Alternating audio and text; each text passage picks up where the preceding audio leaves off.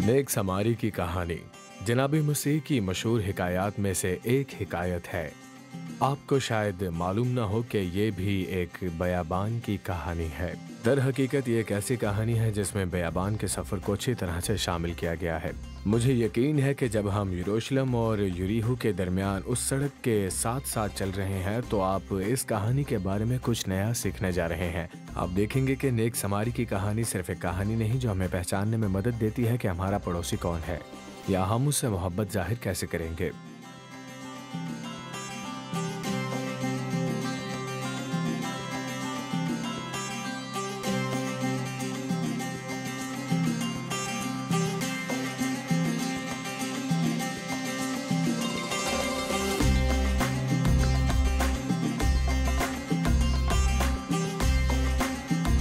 लिहाजा एक आखिरी बार जब हम यहाँ यरीहो के पास यहूदियों के बयाबान में बैठते हैं, अब वक्त आ गया है कि हम खुदा ताला के ख्यालात को जानें और उन्हें मतन से लेकर दिल में मुंतकिल करें।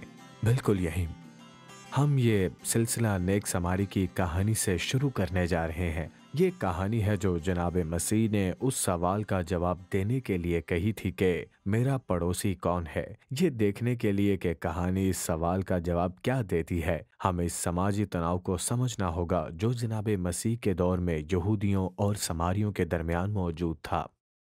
लेकिन एक और सवाल है जो इस मतन में उठाया गया है, और वो ये है कि मैं अपने पड़ोसी से कैसे प्यार करूंगा जब वो पड़ोसी किसी गैर यकीनी सूरत हाल के तजर्बे से गुजर रहा हो। इस सवाल का अच्छी तरह से जवाब देने के लिए हमें ये यकीनी बनाने की ज़रूरत है कि ये कहानी वहीं पर है जहां इसका ताल्लुक यहूदियों के बयाबान में है। जब हम ऐसा करेंगे तो हम इस बात की मज़ीद गहराई से तारीफ़ करेंगे कि नेक समारी की मोहब्बत कैसे रास्ता दिखाती है। ये एक तकलीफ़ दे किस्म की मोहब्बत है जो वो दिखाता है। अब जनाब मसीह बामुताबिक हज़रत लूका बाब 10 आयत 30 में कहानी शुरू करते हैं जब वो फरमाते हैं कि एक आदमी यरूशलेम से यरीहो की तरफ जा रहा था। और अब मैं जानता हूं कि लफ्ज़ बयाबान इस जुमले में ज़ाहिर नहीं होता, लेकिन ये वहाँ मौजूद है। क्या ऐसा नहीं है? क्योंकि वो सड़क जो यरूशलेम से यरीहो को जाती है वो सड़क है जिस पर आप और मैं चलते रहे हैं। वो एक सड़क जो सीधा यहूदिया के बयाबानी इलाके से गुजरती है। वहाँ एक आदमी था, यहूदी आदमी, जो उस सड़क पर इसी समत चल रहा था जिसका सामना डाकुओं के एक गिरोह से हुआ। उन्होंने उसे मारा पीटा, उन्होंने उसे लूट लिया और उसे सड़क के किनारे मुर्दा हालत में छोड़ दिया। उन्होंने उसको इतना मारा कि उसकी हालत काफ़ी ख़राब थी और वो सड़क के किनारे ही पड़ा था। मंज़र पर उस आदमी को एक शख्स देखता है जो यहूदी इमाम था। वो उसको देखता है और दूसरी तरफ से गुजर जाता है। कहानी में तीसरा शख्स खाना खुदा का मतवली था और यहूदी होते हुए उसने बिल्कुल वही हरकत की जो यहूदी इमाम ने की थी। वो भी दूसरी तरफ से गुजर गया। इसके बाद समारी आया, वो आदमी जो यहूदियों और समारियों के दरमियान उस कशीद की वजह से किसी यहूदी की मदद करने की तवक्को नहीं करेगा, लेकिन वो रुक जाता है। वो आदमी के जख्मों पर पट्टियां करता है, वो दर्द को कम करने के लिए तेल और आबे अंगूर लगाता है, उस आदमी को अपने गधे पर लादता है और एक मुसाफिर सराय के रास्ते पर चलता है जहां उस जख्मी यहूदी की देखभाल उस वक्त की जा सके जब तक वो चलने फिरने के काबिल ना हो जाए। ये कहानी वाकई बयाबान की कहानी है। अगर आप इस सहराई इलाके में सफ़र को समझते हैं तो आप बेहतर तौर पर समझ पाएंगे कि इस समारी की मोहब्बत कितनी तकलीफ दे किस्म की मोहब्बत थी। आइए उस कहानी को उस जगह पर रखें। यरूशलेम और यरीहो के दरमियान की सड़क वो सड़क है जिस पर हम चलते हैं। जैसा कि मैंने पहले जिक्र किया है, आपने देखा कि इस सड़क पर कोई गाड़ियां नहीं हैं। ये सड़क गाड़ियों के लिए नहीं है, ये एक पैदल सफ़र का रास्ता है। अगर आप यहाँ पर गौर करें तो आप अपनी गाड़ियों को यहाँ पर लाने का सोच भी नहीं सकते, जो यहूदी इमाम और यहूदी मतवली के अमल को काफ़ी मनफी रोशनी में डालता है। क्या ऐसा नहीं है? क्योंकि अगर आपने इस जख्मी आदमी को सड़क पर पड़े देखा है तो आप अपनी आँखों और कानों को ज़ख्मों की नोयत से बचाने के लिए कुछ कोशिश करते हैं ताकि आप उससे कुर्राते हुए और मदद के लिए पुकारते हुए ना सुनें, और इस तंग पगडंडी के उस पार जिस्मानी तौर पर आगे बढ़ें ताकि हम उससे दूर जा सकें। ये प्यार के बगैर अमल है। ये बेयाबान का भी वो सफ़र है जहाँ आप बहुत से मुसाफिरों को मिलने की तवक्को नहीं कर सकते। जैसा कि अभी हम सब ने ही ये तजर्बा किया है कि बयाबान में कोई भी मुसाफिर नहीं मिलता है। मुझे लगता है कि ये कहानी में भी एक किरदार अदा करता है। मुझे इमाम और मतवल्ली पर शुबा है, दोनों जो दूसरी तरफ से गुजर रहे थे, इस हकीकत पर एतमाद कर रहे थे कि कोई भी तवज्जो नहीं करेगा क्योंकि यहाँ कोई और नहीं है जो उसे देख सके, इसीलिए वो गुजर गए। तीसरी चीज़ जिसका इस कहानी में बयाबान की नोयत का मुशाहिदा करूँगा वो ये है कि इस सड़क पर सफ़र करना इंतहाई ख़तरनाक है। आप इस सरासर किनारे के आगे चल रहे हैं। क्या आपने ऐसा महसूस किया है? क्या आपने ख़तरा महसूस किया है? मेरा मतलब है आपका पाँव फिसल जाता है और आप लड़खड़ाने लगते हैं। आप ज़्यादा देर तक नहीं रुकते और जब आप रुकते हैं तो आपकी हालत अच्छी नहीं होती। आप इसमें इन बड़े शिकारियों को शामिल कर सकते हैं जो इस माहौलियाती निज़ाम का हिस्सा हैं। आप इसमें पानी की कमी के ख़तरे को शामिल कर सकते हैं। और हम कहानी में और क्या देख सकते हैं? चोर, ये सब उस सड़क पर सफ़र करने के ख़तरे का हिस्सा है। इसका मतलब यह है कि जो कोई भी इस वीराने में सफ़र कर रहा है वो अपना सफ़र जल्दी ख़त्म करना चाहता है, सूरज के ग़ुरूब होने से पहले ही।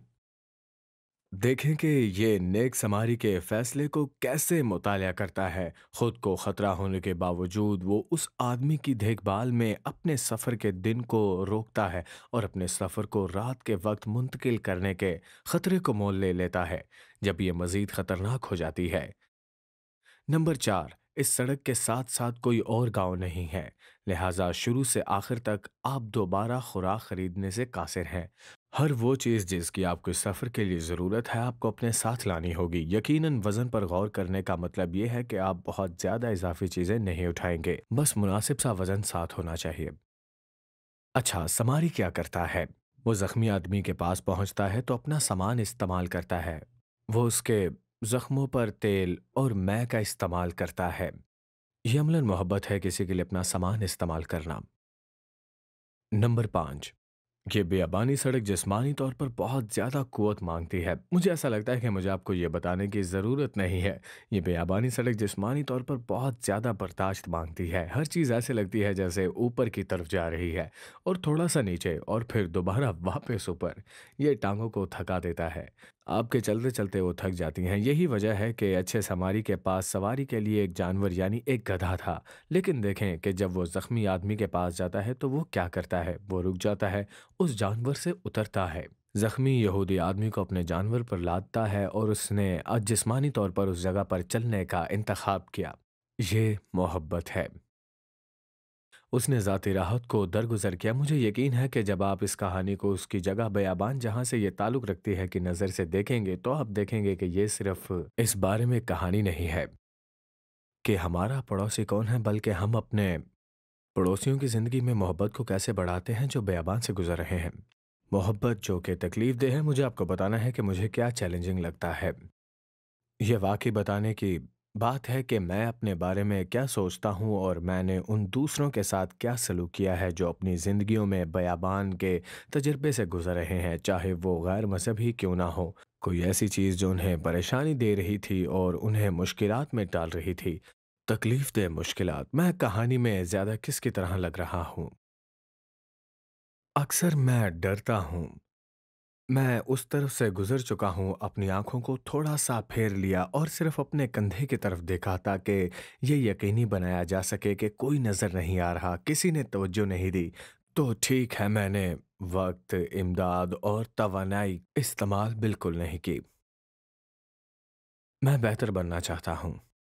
मैं चाहता हूँ कि मेरी ज़िंदगी उस नेक समारी आदमी जैसी लगे, जिसने दूसरों के लिए तकलीफ़ उठाई और अपनी ज़रूरियात को कतई आगे नहीं रखा। ये मोहब्बत है। ये अमलन मोहब्बत है। ये तकलीफ़देह मोहब्बत है। वाक़ई एक अज़ीम मोहब्बत। जॉन मायर अमरीकी बयाबान के एक अज़ीम शख्सियत, उन्होंने फ़रमाया कि मैं वाकई बयाबान में जाना पसंद करता हूँ, क्योंकि जब ऐसा होता है तो मैं अपने आप को अंदर जाता हुआ पाता हूँ। आज हम इस बयाबान से आखिरी मर्तबा बाहर निकलने के लिए तैयार हैं। मैं इसी वक्त बाहर जाना और वापस अंदर जाना चाहूँगा। वाकई में मुझे ये पसंद है। मैं चाहूँगा कि आप सोचें कि बयाबान क्या है। मैं चाहूँगा कि आप इस बारे में सोचें कि आपने इसे कहानियों और ज़बूर शरीफ के बहुत से ताने-बानों में कैसे बुनते हुए देखा है, जिसके बारे में आपने सोचा था कि आप अच्छी तरह जानते हैं। मैं आपको चैलेंज करता हूँ कि इसे अपनी ज़िंदगी में शामिल करें। खुदा ताला के ख़यालात को मतन से ज़मीन पर और फिर यहाँ, जहाँ वो हमारे दिल में बसते हैं। तो आइए चलते हैं।